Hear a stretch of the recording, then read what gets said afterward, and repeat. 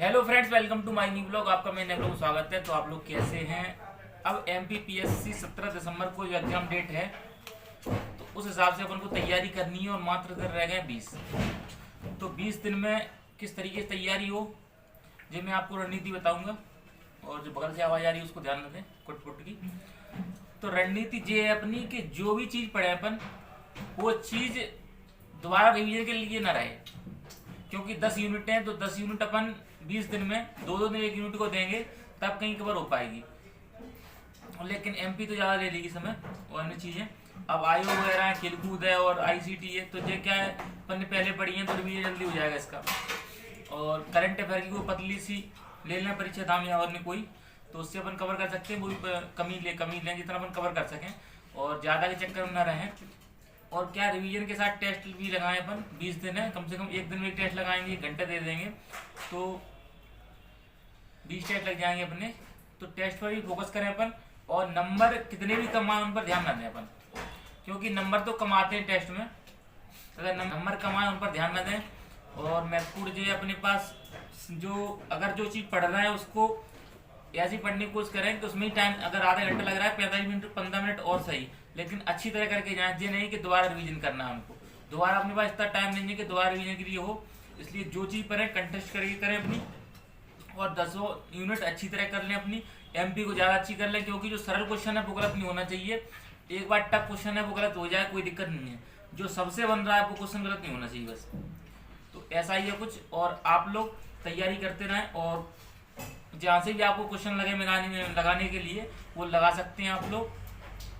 और परीक्षा डेट के बारे में अब ना तो मैं कुछ बोल सकता हूँ, ना अन्य कोई। आयोग से कुछ होगा, नोटिफिकेशन आएगा तो आपको पता चल जाएगा, मुझे भी पता चल जाएगा।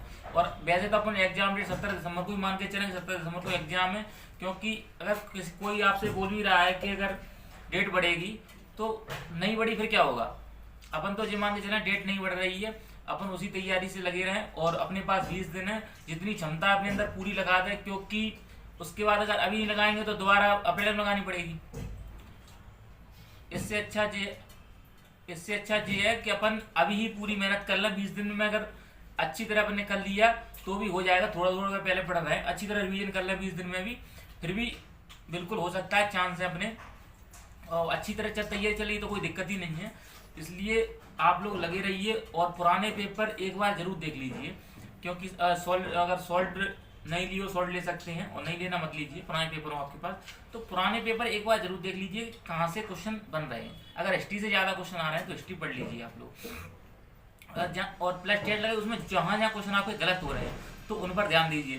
क्योंकि जो पोर्सन अपना अच्छा है उस पर ध्यान देना ही नहीं है अपन को, और जो अच्छा नहीं है उस पर ध्यान देना है। लेकिन ऐसा हो कि अपन जो कुछ सरल लगता है सेक्शन, उस पर अपन काम कर रहे हैं, जो टफ है उस पर काम नहीं कर रहे हैं। तो जहाँ से क्वेश्चन अपने गलत हों वहाँ पे काम कीजिए अपन, और ऐसे ही लगी रही तैयारी करने के लिए।